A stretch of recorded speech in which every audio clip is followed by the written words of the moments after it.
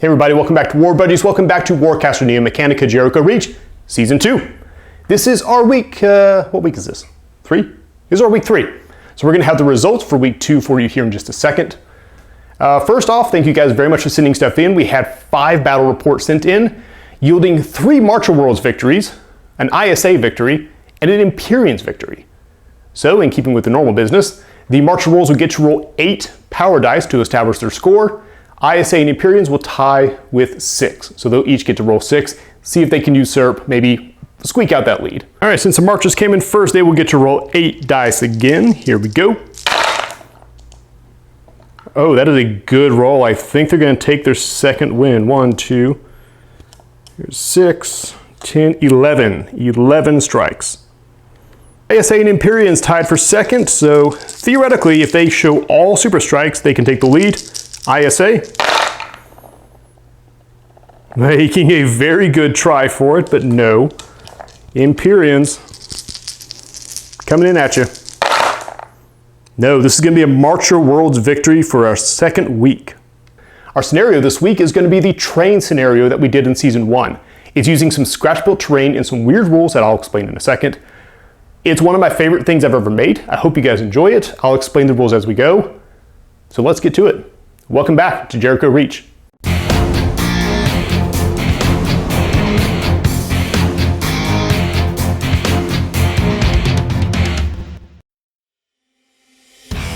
Ready yourselves, soldiers of the Reach! These creatures rise from the ground beneath us, and they think the Reach belongs to them.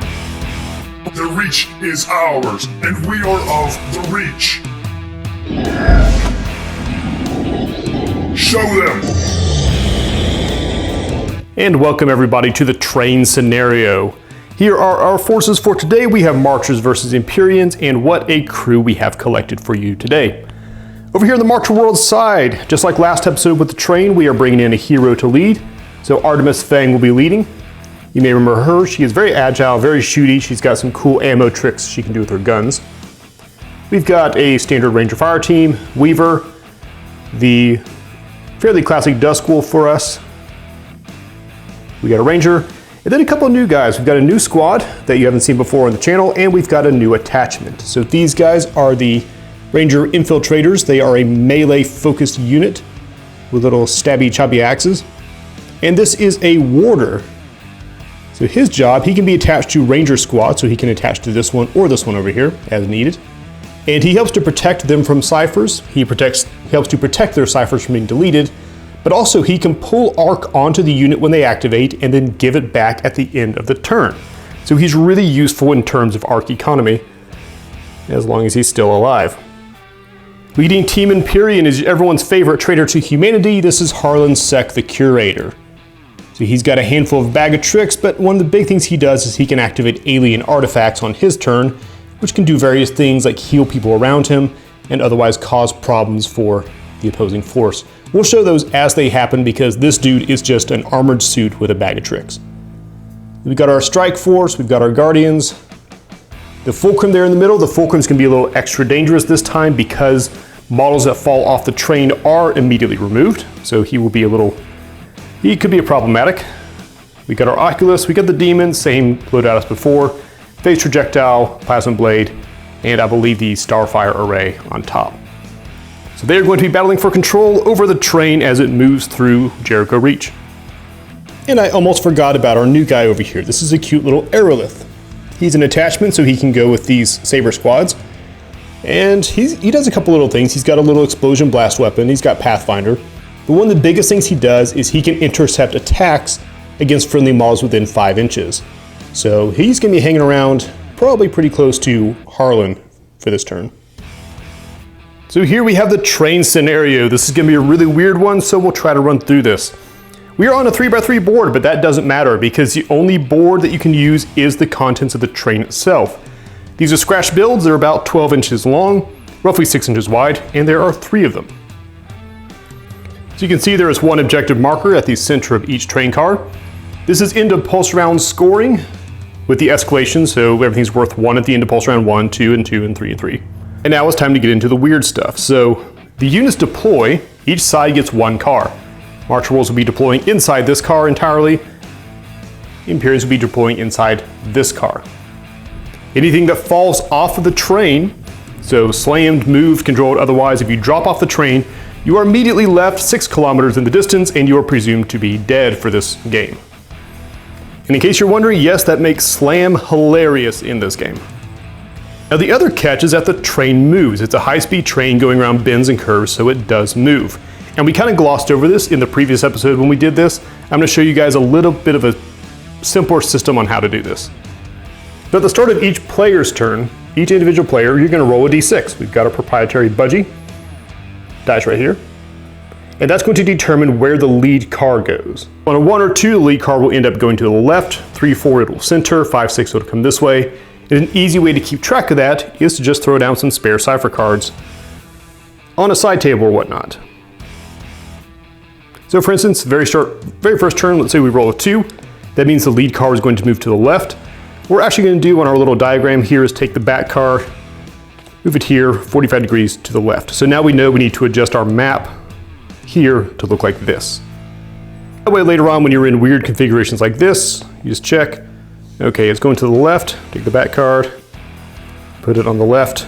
So now my map needs to look like this. Each train car is only going to move 45 degrees, so roughly like this. If you're playing this with a friend, just kind of alternate who gets to move them. The purpose of this is it changes the distances and geometry between one car and the next, particularly when the train is going around a curve, like so. And you can end up with models that would be in cover or suddenly not in cover, and we get these nice juicy gaps to knock models into. Otherwise, this is going to play much like a normal game, so let's get some forces deployed and get this show on the road, or train, or whatever.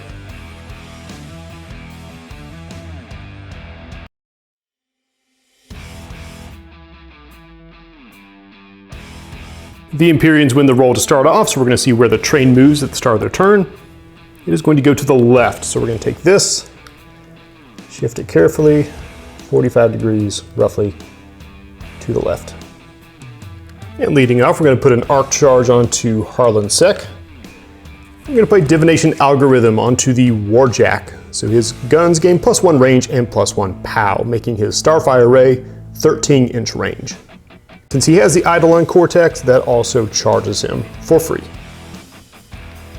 Now, because this is a small board with a lot of small objects on it, we typically treat things like the barrels and all that as rough terrain that also gives cover, essentially. So he would normally be slowed down, Harlan Sec would, but while he is charged, he has a dynamic accelerator, so he can ignore cover, or he can ignore rough terrain, and he will move his 5 inches up to here.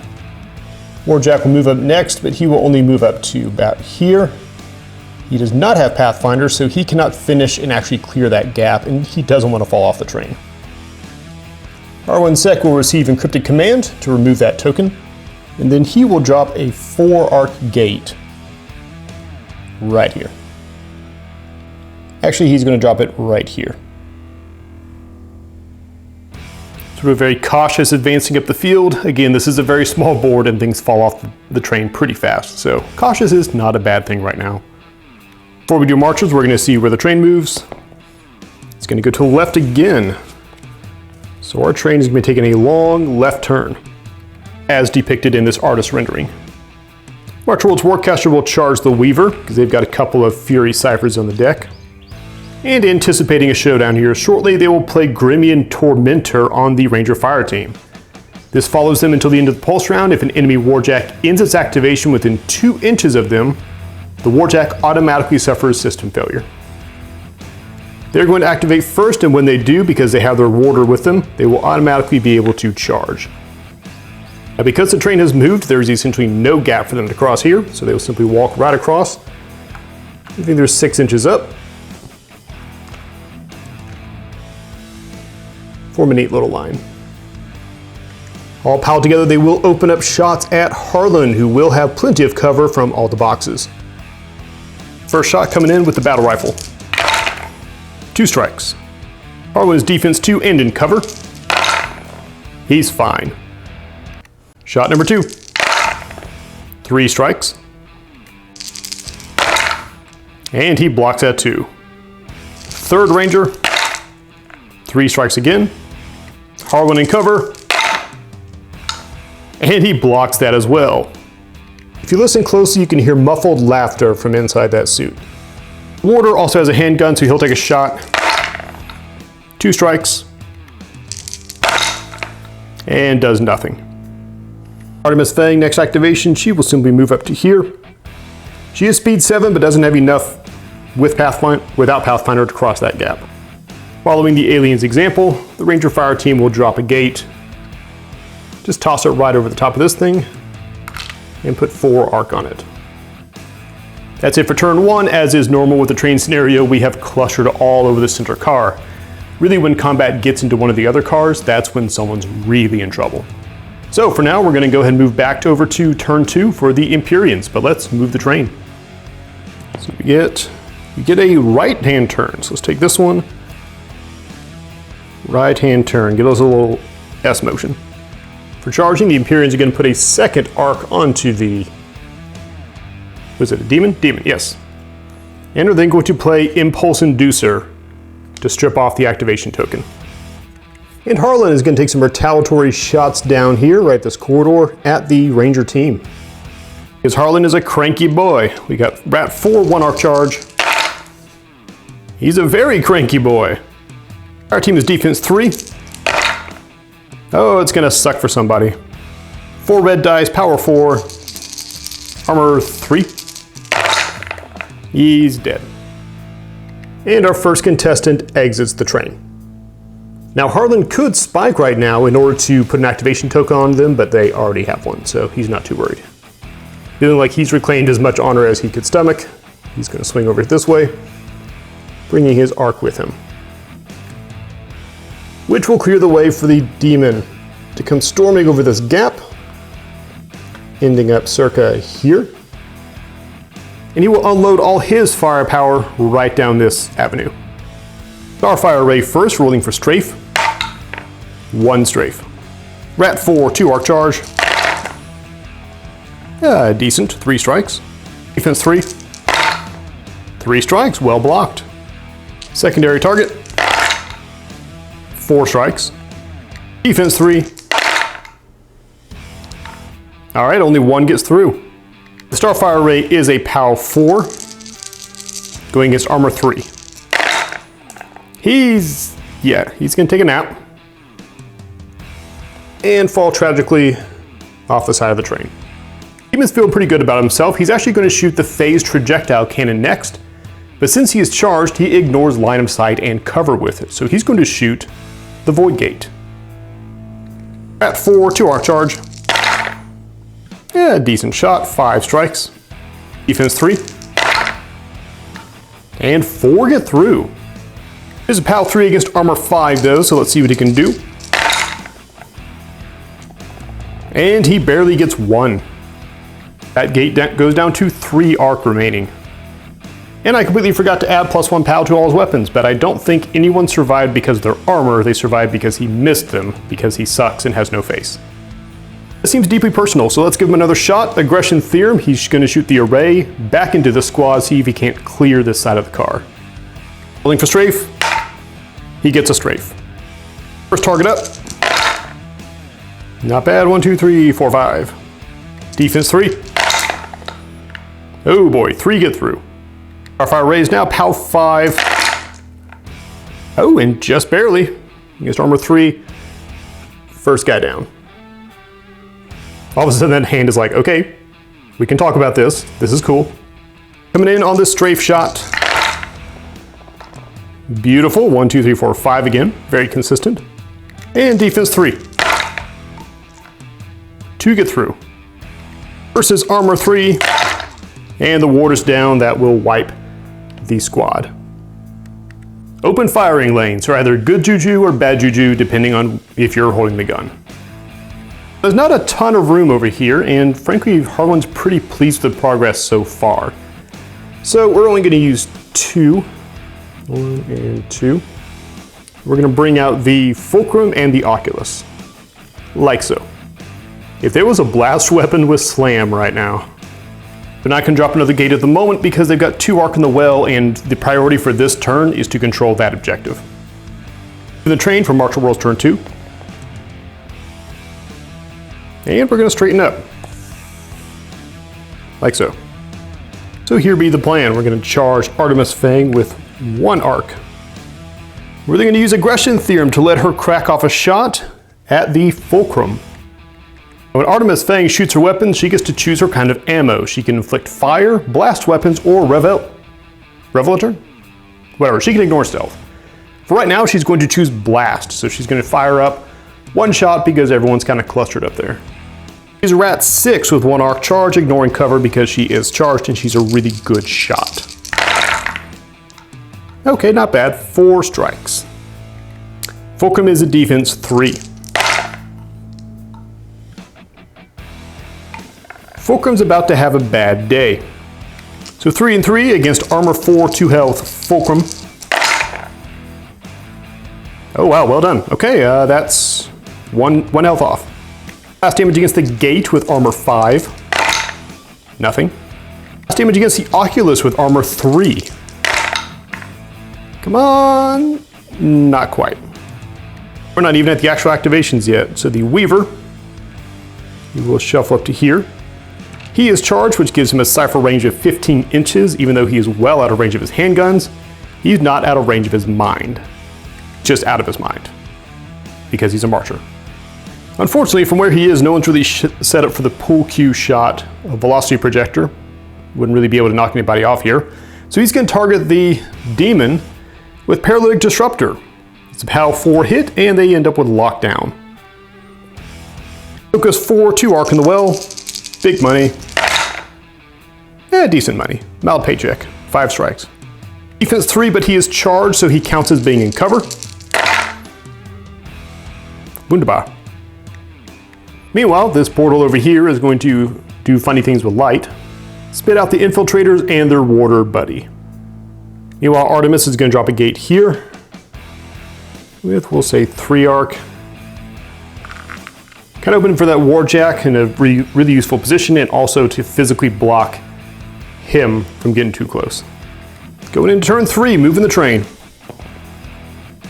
All right, we are gonna stay steady. So we are once again on smooth sailing. Smooth sailing apart from all the rampant violence on this train. And the charge is gonna go to the Fulcrum. Empyreans feeling pretty good about their situation there. They definitely have this objective under control. Those guys don't have to do anything right now, but just sit there. So the question now is going to be who can wrestle control of objective 2.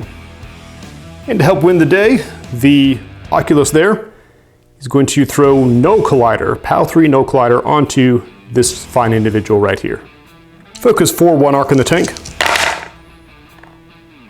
And some days just be like that. So with that in mind, the Fulcrum is going to advance forward to here and is going to point blank shoot his little cannon at the Hatchet Man. At 4, 1 arc charge, 2 strikes. Defense 3, and blocked it. Our other contestant is going to be the Oculus, moving up likewise against objective 2. And he'll shoot into the same guy. Shooting his Consecrator, Rat 3. 3 strikes is good. Defense 3. 2 get through. POW 3 against armor 3. And 1 down. So without a whole bunch of options there, they will close that out and dump this gate in order to bring in the last squad. Fortunately, they don't have enough room for their little buddy, and he will drop a gate right here with 2 arc. Slowly inching across. But without the firepower to deal with that squad, they are most likely going to just step up here and contest that at least, so we're probably looking at a tied round. But if they can jump up there and somehow clear all 3 wounds up there, then this is suddenly going to turn into a Martial World show. So let's see how they do. First, the train moving. Train is going to go straight still. Found the I-95 of the Jericho Reach. We're just cruising along. First things first, and this is one of the cool little tricks of the Warden, or Warder. So we're not going to charge this unit yet. We do want them to be charged. But right now, we want to shoot off a Fury Cipher. So there's 2 arc in the well. We're going to leave those 2 right where they are. And then Mage Fight. He's going to shoot Velocity Projector into the Oculus. Arc in the well, focus 4. Good shot. 1, 2, 3, 5, 7. Reckless defense 3, but he has the high ground. And 5 get through. First, he's going to go straight back 3 inches. We're going to remove some of our rough terrain marker there. That's as far as he can move before he collides with that Saber Strike Force guy there. So he's going to stop there, and then we'll do a collateral roll after this. Collateral roll. Collateral, that's hard to say. Anyways, bunch of dice. Coming in at armor 3. 6 strikes will kill the Oculus. And 6 strikes we get. Mage fight. The blast comes out of his staff, slams it to him, folds him over, and drops him off the train. Collateral rolling is armor 3. And he's fine. Now is the time to strike. So these guys are all going to hoof it right up here. Even the water. But I'm going to do that with 2 hands so I don't drop the model. And there we go. It's going to be hatchets into the fulcrum. They are charged up 1 because the water is here and they did activate. At 4, 1 charge. Good opener, 6 strikes. Defense 3 on the fulcrum. Oh boy. We are eating squid tonight. POW 5 weapon. He is gonzo. Okay, hack off 1 arm, hack off the other arm, he slips, he falls, he tumbles off. Worth noting that these guys actually have cleaves, so they could attack somebody else if they wanted to, but no one's in range. So the warder, who does a warder want to shoot? Warder's going to shoot the Saber Strike guy in front of him. Ooh, warder's a good shot. Oh, warder's a great shot. He should have shot at Harlan. Defense 3. Yeah, 5 of those got through. POW 3 weapon against armor 5. Dropped 1, not that it matters. He's down. From this gate, a terrible noise arises as a big stompy robot comes out to square up with Sword McSwordface. These guys are going to go big or go home and drop a 3 arc gate, which puts all the March of Worlds arc on the field. See if they can't just overwhelm this car from sheer strength and numbers. And that concludes Pulse Round 1. So March of Worlds holds 1, Empyreans hold 3, and the Marchers just barely managed to squeeze out control of number 2 right there at the end. So the score is Marchers 2, Empyreans 1, moving into Pulse Round 2.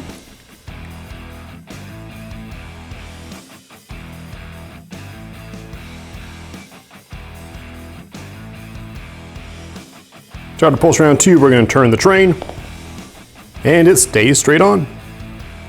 Empyrean Warcaster not going to charge anyone off the bat because they're going to use Displacement Index on the Saber Strike Force. And as is the theme with Empyreans, cast a Cipher on them, you get to charge them immediately. That's just going to advance them up the center car for free. As much as they really want to get up to shenanigans, it is going to be up to the Warjack versus Warjack. So the demon is going to lumber down this area, shedding arc as he goes apparently. He's going to try to ridicule this human creation with a swing of his plasma blade. Mat 4, 2 arc charge, and 4 strikes. Defense 3 in the Dusk Wolf, 2 get through. May POW 5 hit versus armor 4, and takes a wound. He's also on fire, which I can't be upset about because I love it when things are on fire. Our fire array is going to land sideways. He's going to target the nearest one of the Rangers. Rolling for strafe. No strafe. Rat 4. 4 strikes. Defense 3 with cover for the high ground. Oh, and handles it nicely. I see the depleted uranium sporks are still around. He'll fire his phased projectile cannon at the back Ranger. This one ignores line of sight and cover because he's charged. Too bad he can't aim with it. Defense 3 need to see 1 strike. We see a strike. Well, you storm down the car, you stab the dude, and then you utterly failed with all of your guns. Now, Harlan himself really wants to get into the action, but he's kind of nervous about Artemis over here, so we're not going to jump too far forward just yet. He's going to shuffle his little environmental suit forward, and he'll put a shot up into the squad. Bat 4, 1 arc charge, 3 strikes. Now the Rangers have cover, but if Harlan hits, he can spike to give them an activation token right now. And he misses. 3 against 3. And his fusion blade at the warder. 4 strikes. Defense 3. 1 gets through. Power 4, armor 3. And he's fine. But he reaches up there and unties his shoe for him. That'll show him. Meanwhile, out from the gate, we've got 2 arc. We're going to burn them both. Bring out our friendly neighborhood Oculus and the Fulcrum. Sabers will drop the insurance gate down on this side. It's going to help back up the demon. 2 arc. Bring the train for march return. And we're still straight. All right, well, this is the most boring train ride ever. Say that as the massive pile of aliens and rebels fight over the center car. Now, the marchers have no arc to spare right now. It is all out there on the field. We're going to get straight to the fun stuff. Ascension Catalyst on the Dusk Wolf. He has decided to break the stalemate. He's going to make a jump from here, 7 inches, with his +2 speed in flight to that back corner. And he arrives here. He's going to open up Wrath and Hellfire into this squad right here. Unfortunately, the Hellfire is him because he's on fire and he is not charged. So we're just kind of taking shots at Rat 3. Getting 3 strikes, not bad. Saber Guardians, a defense 3. And 1 gets through. Power 4, armor 3. And 1 is Delito.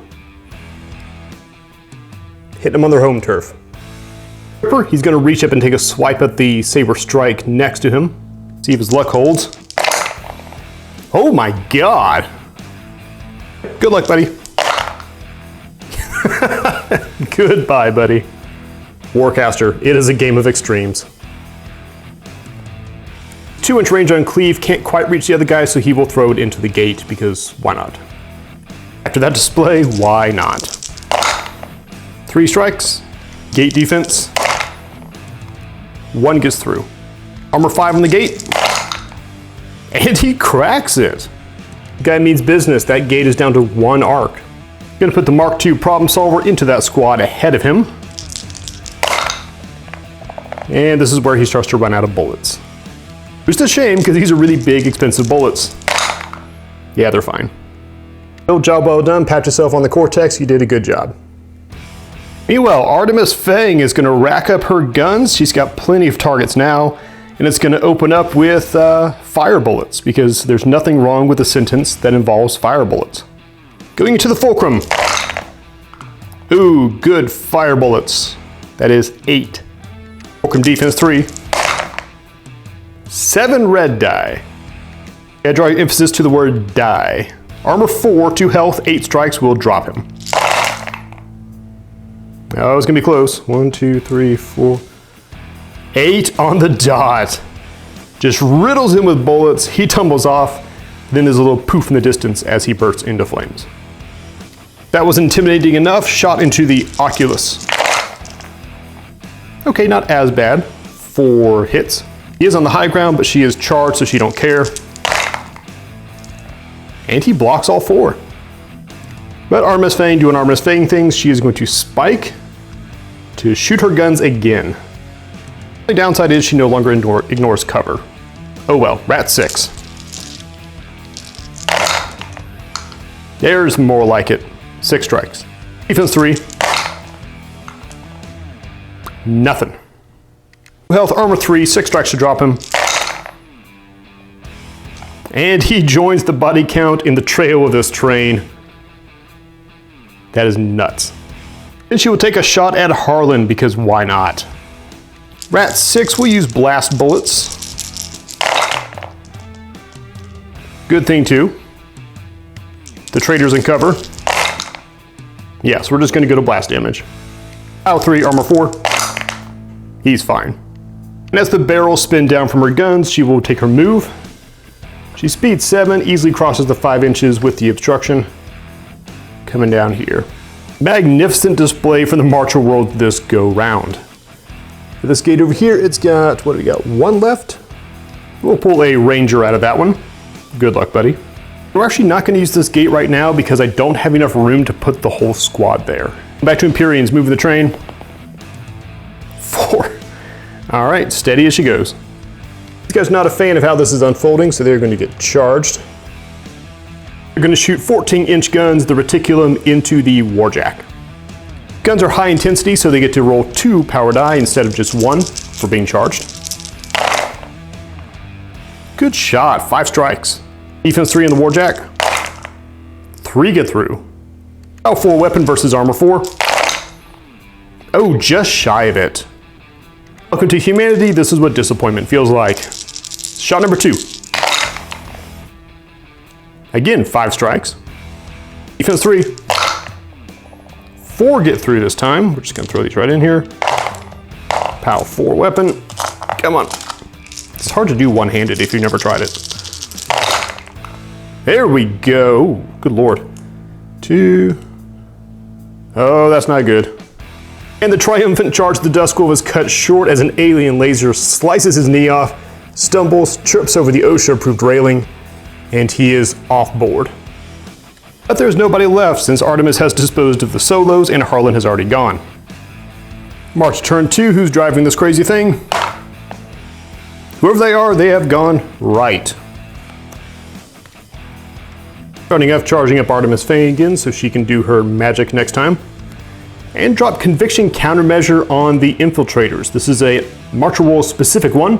They gain +1 defense, and while securing an objective, which they are, they can re-roll defense rolls. Pretty handy for keeping them alive. On second thought, we are actually going to charge this guy, and he's going to try to earn Hero of the Reach status. He's going to do that by claiming whatever kind of bounty is on Harlan Sek's head, which has got to be a lot, I would assume, from basically everybody he's ever made mad. Taking a shot down at Harlan himself. At 6, won our charge. Not a great start. 3 strikes. Harlan in cover. Okay, 1 does get through. Going to spike to drop his target's armor by 1, taking him down to armor 3. Now 4, 1 red die against that I just dropped, against armor 3. And at least he gets him for 1. For the record, Harlan has 3 health. And I just broke the train. I'm just kidding, it's made out of cardboard. Mostly. Alright, squad goals. The squad up top is going to see if they can finish what he started. We're going to do a slight reshuffle. There we are, get the choppies in range and advance the water down to that far edge. First one's going into the Saber Strike. Saber Strike Force guy, whatever. 2. Defense of 3. He blocks it. Second guy, he's going to go into him in hopes of killing him and then get a cleave shot at Harlan. Very optimistic. Ooh, not that optimistic at all. 5 strikes. 5 strikes against defense 3. 3 of them get through. Pow 5 weapon. And we get a nice little shower of alien giblets. I'm sure you all needed that mental image. Take your art, thank you. Making the cleave attack against Harlan. Ooh, not bad. 5 strikes. Melee attack, so he does not get to claim cover. Ooh, okay. 3 get through. He has armor 4 with 2 health left, so looking for 8 strikes to escort him out. Oh, it's gonna be close. 1, 2, 3, 4, 8 it is. So he survives the sniper's bullet. It's got this lady up here, cuts down the strike force, swings her axe through, and nicks him on the side of the armor. Get a little hiss out of the vent, and he stumbles off the train. Harlan has left the building. If anyone ever dies in the Reach, they just end up paying ridiculous health insurance premiums. These guys will control that objective, call that a job well done. And without a whole lot of help from the Cypher cards, we're going to go straight into summoning, and now we have room to bring out the fun guys. In case you missed the memo, these are the fun guys. So Marcher Worlds now completely dominates this middle car, except for the giant murder jack over there. And we'll see what the Empyreans can do, moving into turn 3 of Pulse Round 2. The train. We're going to go straight again, so we're going to end up like so. Not great news for the Warjack because he now has that gap to deal with. But since everyone without an activation token is dead, we're going to clear off all these guys. Right now it's not looking great for the Empyreans because it's really all about the line of control. You don't really have a lot of room to maneuver in the train scenario. And the marches have really held this line incredibly well and kept the Empyreans from making it back to here. So we're gonna see how the Warjack does and how this shapes up. Bring Plexus Densifier on these guys just to armor them up in case they start taking some shots in a second. This is the cruelty of the train scenario. He is speed 6, so with that gap there, he cannot quite make it onto this ledge. He really wants to be on this ledge. Actually, what he really wants is Ascension Catalyst, but he don't have it. So he's gonna try to inflict as much damage as possible. Scamper. He actually looks like the scampering swords. Scamper up here, and this is his, hopefully his time to shine. And bad news for the squad up top, since he's now contesting the objective, it is no longer secured, and these guys don't get their defense bonus. Sorry guys. Plasma Blade into the Rangers. Arc Charge. Not bad. If you fail at this assault, buddy, this is your beautiful moment. This is your King of the Hill, like, all these despicable humans. Okay, 1 gets through. Power 5, Armor 3. And our first contestant goes down. Targeting the nearest Ranger with his Starfire Array, rolling for strafe. Good strafe, good strafe. 1 strafe. First target. Good shot, 6 strikes. Defense 3. No. No. Safe shot going into the water. Okay, this guy's got some, making a good display for himself there. 3, okay, 3. We'll roll this up. 4, 3 red die, armor 3. Warder is escorted off the field. And his little phased projectile cannon, he will shoot down at Artemis. See if he can't score a little high profile kill himself. Phased projectile, ignoring cover, ignoring line of sight, 3 strikes. RD is defense 4. And 2 of them get through. He is armor 3, 2 health. Oh, that was close. She takes 1, down to 1. From the back gate, the Fulcrum is going to appear. We haven't gotten to see much of the Fulcrum this game. Honestly, he's been dying off before he can do much. He's a very cool model, I promise you. Just lost my arc under the train. And in not quite desperation, they will dump 4 arc, dropping it back here in the deployment car because the Warjack can't do it himself. Moving the train. Straightens up. All right, last turn of Pulse Round 2. And we've got an interesting spot here. So, the Marchers have really good positioning, but they haven't quite pushed all the way into the deployment car. We've got neatly 1 squad, 1 solo, who both have to activate.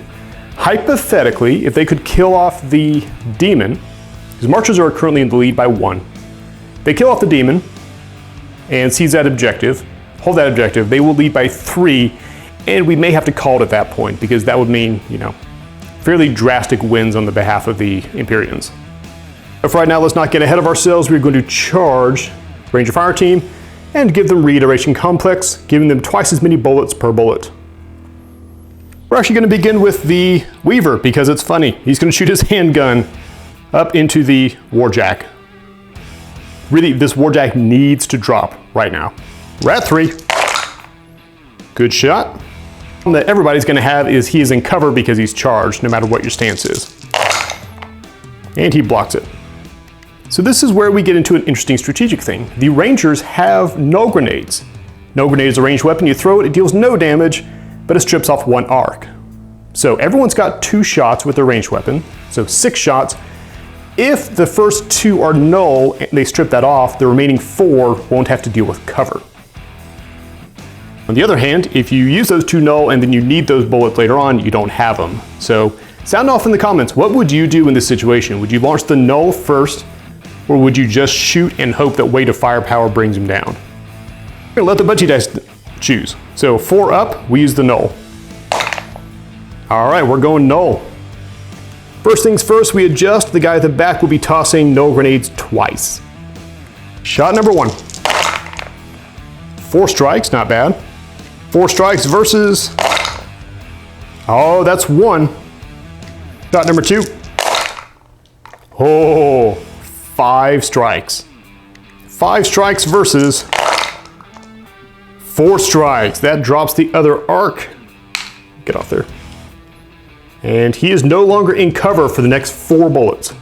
Bullets number 1. Good Lord, 7 strikes.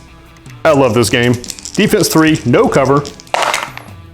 1, 6 strikes get through. L4, armor 4. Oh boy, that's 4.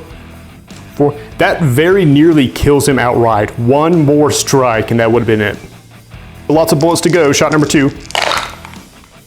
2 strikes versus, okay, blocks that one. Shot number 3. 3 strikes.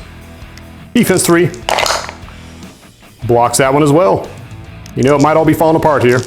Last shot. 4 strikes. 4 strikes versus 1, so 3 of them get through on a power 4. We're gonna roll straight into this. Come on. There it goes. And the Swiss cheese machine crumbles, drops. That is now unquestionably a March of Worlds spot. Final insult to injury, he's gonna shoot Pyrokinetic Surge at the newly arrived Fulcrum. Hang on 4 arc in the tank. Beautiful shot for 8. Defense 3. 6 get through. Armor 4, 2 health. Do we show 8? Do we show 8? We show 8 on the dot. And cooks him away. That brings the score to 4 points up.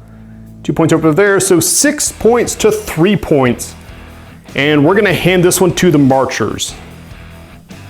Is it feasible that the Empyreans could push through and grab both the middle objective and their own car?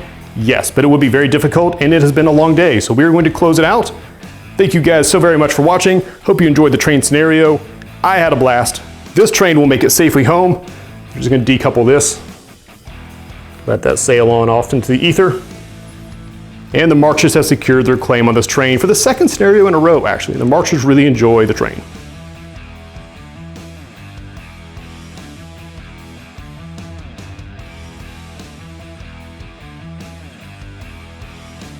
So thank you guys very much for watching. That is week 2, 2 consecutive wins for the Reachers, which means the Jericho Reach is starting to return back to its origins before the ISA showed up. I'm loving it. Hope you guys are enjoying. Next week, we'll be battling over the borderlands. So we are coming right up upon civilization. We're gonna start to see settlements. So you're gonna see some more terrain rules coming out as we're closing in on the actual populace and the really important stuff that breaks easily. But for right now, March World is doing a great job of locking down the outlying areas. So go out, make sure to play your games, send it to warbuddies@yahoo.com, include a picture, include who won, and I will see you guys next time on Jericho Reach.